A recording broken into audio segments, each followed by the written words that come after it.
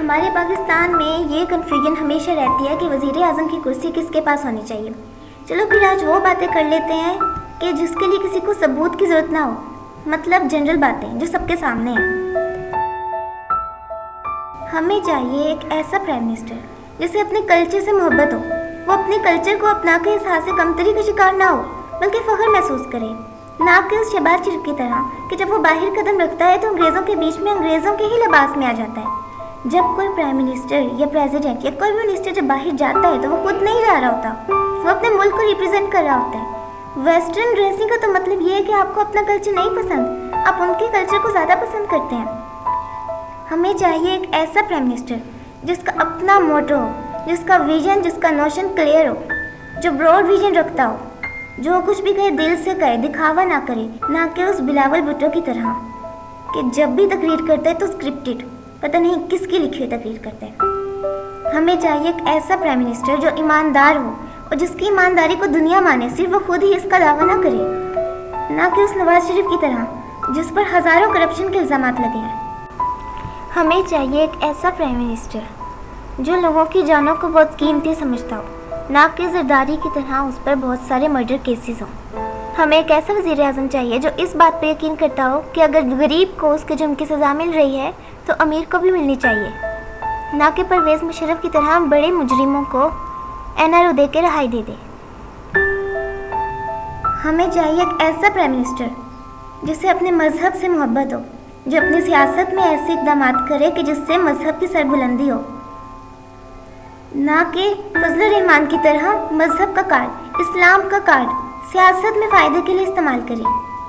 हमें एक ऐसा प्राइम मिनिस्टर चाहिए जिसे लोगों का दुख हो, जो लोगों के काम इसलिए ना करे कि अगली इलेक्शन जीत जाए, वो इसलिए करे क्योंकि उसे उनका दर्द हो, एहसास हो। ये जो दो जुमले जो हमारे अक्सर पॉलिटिशियंस इस्तेमाल करते हैं ना, हम आपके दुख में बराबर के शरीक हैं या फिर हमें आपके दुख का एहसास है, ये बहुत ही झूठे जुमले हैं। अगर ये सच्चे होते तो आज पाकिस्तान में इतने मसले नहीं होते। इन्हें अगर बराबर का दुख होता तो खुद सोचें, बराबर का दुख होने से अब तक मसले हल ना कर लेते। इन्हें तो मसले हल करने का बस तब याद आता है जब अगले इलेक्शन पास होते हैं। हमारी जो गवर्नमेंट्स हैं जब हमारे लिए कोई काम करती हैं ना, वो काम नहीं करती हैं, दरअसल एहसान करती हैं और फिर उसी एहसान को जिता कर अगले इलेक्शन भी जीत जाते हैं। हमें एक ऐसा प्राइम मिनिस्टर चाहिए जो अगले इलेक्शन के लिए नहीं बल्कि अगली जनरेशन का सोचे। बिलावल भुट्टो की उर्दू को तो सब मजाक में लेते हैं, कभी किसी ने सीरियस होकर से कुछ नहीं कहा तो आज कह देते हैं टू बी वेरी सीरियस।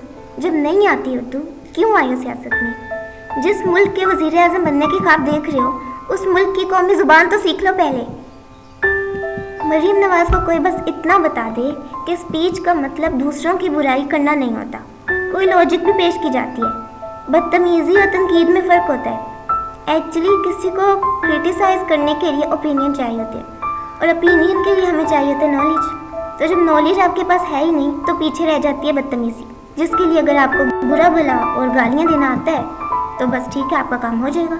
यही तो वो करती है। हमें चाहिए एक ऐसा प्राइम मिनिस्टर जो बाकी मुल्कों के सामने सर बुलंद करके खड़ा हो, जिसके अंदर अमेरिका को जवाब देने की हिम्मत हो, जो ना खुद कभी झुके ना कौम को झुकने दे, सिर्फ अल्लाह के आगे झुके। हमें जैसा प्राइम मिनिस्टर चाहिए वैसे सारी कैरेक्टरिस्टिक्स इमरान खान के अंदर मौजूद है। हमें इमरान खान जैसा प्राइम मिनिस्टर चाहिए। हमें इमरान खान ही चाहिए।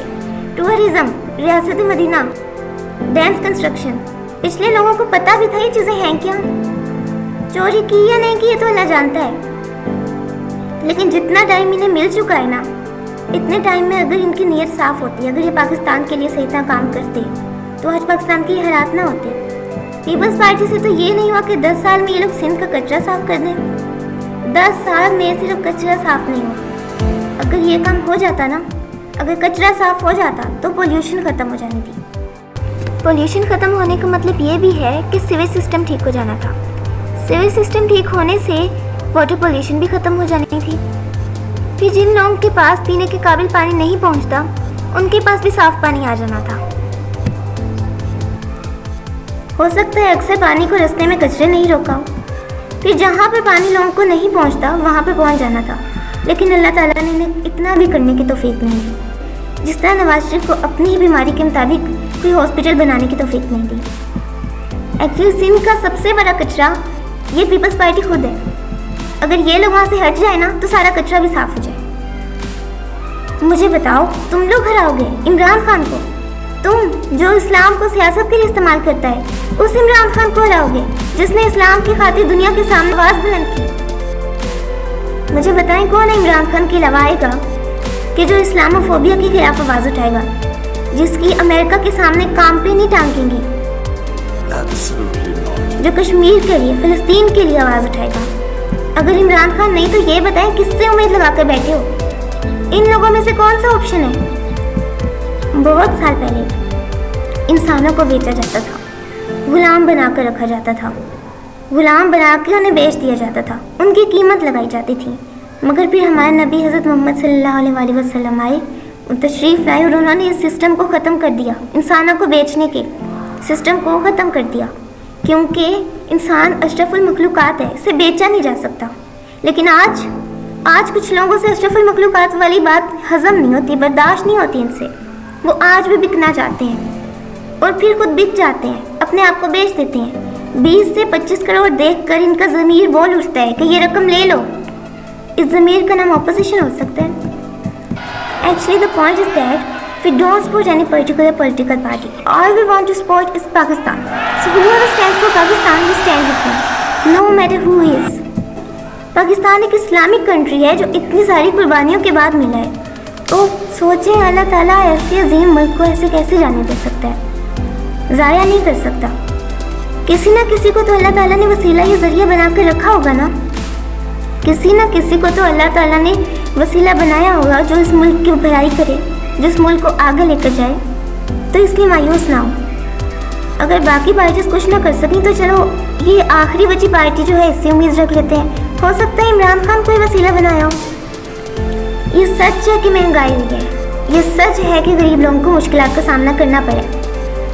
लेकिन सोचिए, जब ज़लज़ले आते हैं, सैलाब आते हैं, क्या हुकूमत का कसूर होता है इसमें? ये तो नेचुरल डिज़ास्टर्स हैं। कोरोना वायरस भी तो कुदरती आफत थी ना, ये भी वायरस था। इमरान खान पकड़ के तो नहीं लाया था इसे। तो मुश्किलात का सामना तो सारी दुनिया को करना पड़ा इसमें, बल्कि हमारी गवर्नमेंट ने तो, इसमें गवर्नमेंट का तो कसूर नहीं है, बल्कि उन्होंने तो ऐसी स्ट्रेटजीज अप्लाई की कि जिसकी सारी दुनिया ने तारीफ़ की, जिससे हम इस आफत से बच गए। जब दुनिया इसकी तारीफ़ कर रही है तो हमें क्या है? होश करें, दुआ करें। पाकिस्तान जिंदाबाद।